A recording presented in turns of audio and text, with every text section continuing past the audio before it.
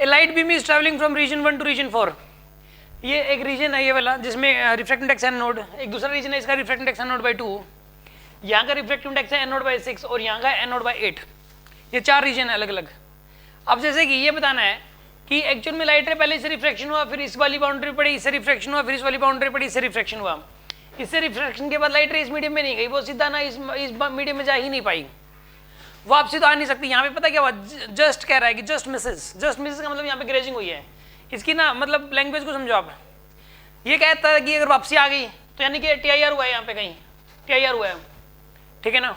और वैसे ना ये डेंसर से रेयर में जा रही है, यहाँ पे TIR हो भी सकता है, ठीक है ना। देखो यहाँ पे डेंसर से रेयर लेकिन नहीं हुआ, TIR आगे गई, फिर डेंसर से रेयर तो यहाँ पे भी TIR हो सकता है लेकिन नहीं हुआ, यहाँ पे भी हो सकता है। लेकिन ये कह रहा है कि यहाँ पर इसमें जाने से जस्ट मिस हुई है। जस्ट मिस हुई मतलब यहाँ पे ग्रेज हुई है लाइट रे।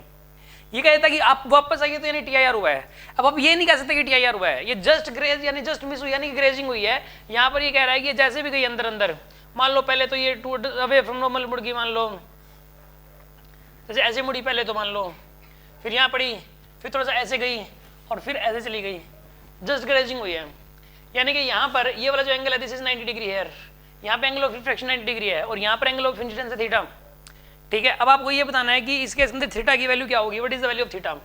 पहले तो आप एक कॉन्सेप्ट सुनो, ये कॉन्सेप्ट सुनने के बाद ये क्वेश्चन हो जाएगा आपसे। देखो मान लो कि कहीं पर ऐसे बाउंड्रीज हों इस तरीके से, सपोज मतलब यहाँ पे ऐसे बाउंड्रीज हों, पैरेलल बाउंड्रीज हैं, ये इसका रिफ्रैक्टिव इंडेक्स N1, इसका N2, इसका N3, इसका N4, इसका N5 और इसका N6 है मान लो। और मान लो कि यहाँ पर एक लाइट रे पड़ी इस तरीके से, ये लाइट रे क्या होगी बताइए, मान लो अवे फ्रॉम नॉर्मल बेंट होगी, फिर ये लाइट रे मान लो टुवर्ड्स द नॉर्मल बेंट होगी, फिर ये मान लो लाइट रे ये फिर से टुवर्ड्स द नॉर्मल बेंट होगी, मान लो फिर ये लाइट रे फिर से अवे फ्रॉम नॉर्मल बेंट होगी, फिर ये लाइट रे मान लो कि ये पता नहीं किस तरह बढ़ेगी, तो रिफ्रैक्टिव इंडेक्स पे भी डिपेंड करता है। रिफ्रैक्टिव इंडेक्स घट रहा है कि बढ़ रहा है इस बात पे भी डिपेंड करता है, कोई ज़्यादा कोई कम, हमें नहीं पता कितना क्या है। लेकिन मान लो कि कभी टुवर्ड्स द नॉर्मल कभी अवे फ्रॉम नॉर्मल बेंट हो रही है। ये वाला एंगल है θ1, ठीक है ना। मान लो कि ये वाला एंगल है θ2, तो अगर ये θ2 तो ये वाला एंगल भी कितना हो जाएगा θ2, और ये वाला एंगल मान लो θ3, अगर ये θ3 है तो ये वाला एंगल भी कितना हो जाएगा θ3, ये वाला एंगल मान लो θ4, ये θ4 तो ये वाला एंगल भी कितना हो जाएगा θ4, ये वाला एंगल अब θ5, ये θ5 तो ये वाला एंगल भी कितना हो जाएगा यहाँ पे θ5, और ये वाला एंगल कितना हो जाएगा यहाँ पे θ6। अब आप एक काम करो, इसके अंदर जो ना स्नेल्स लॉ लगाओ आप।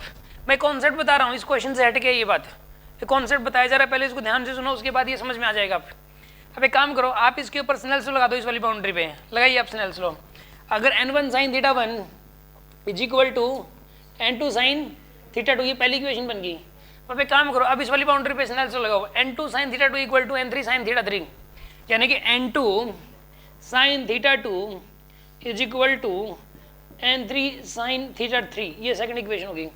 फिर आप इस वाली बाउंड्री के ऊपर लगाइए, N3 sin θ3 is equal to N4 sin θ4, N3 sin θ3 is equal to N4 sin θ4, ये थर्ड इक्वेशन बन गई। फिर आप ऐसा करो, इसके ऊपर लगाओ, N4 sin θ4 is equal to N5 sin θ5, N4 sin θ4 is equals to N5 sin θ5, ये फोर्थ इक्वेशन बन गई।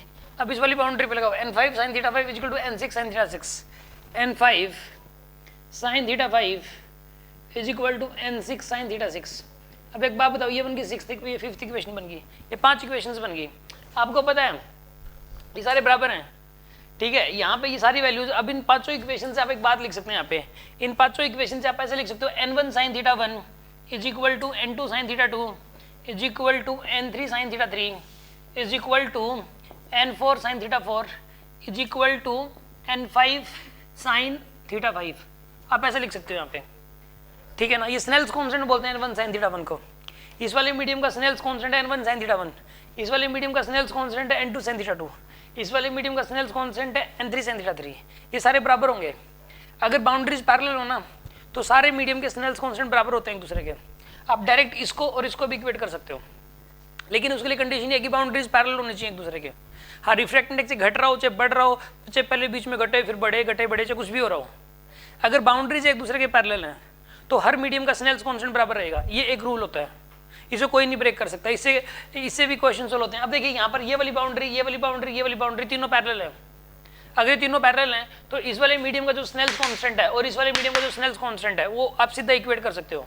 बीच के एंगल्स क्या आ रहे हैं इनकी जरूरत ही नहीं है, डिपेंड ही नहीं करता बीच के एंगल्स पे। यहाँ पर जब n1 sin theta 1 equal to n5 sin theta 5 हो सकता है, बीच पे मैटर डिपेंड ही नहीं करता, n2 n3 n4 n5 क्या थे ये बात मैटर ही नहीं करती, थीटा 2 थीटा 3 थीटा 4 थीटा 5 क्या थे मैटर ही नहीं करती, सीधा n1 sin theta 1 equal to n6 sin theta 6 कर सकते हो आप।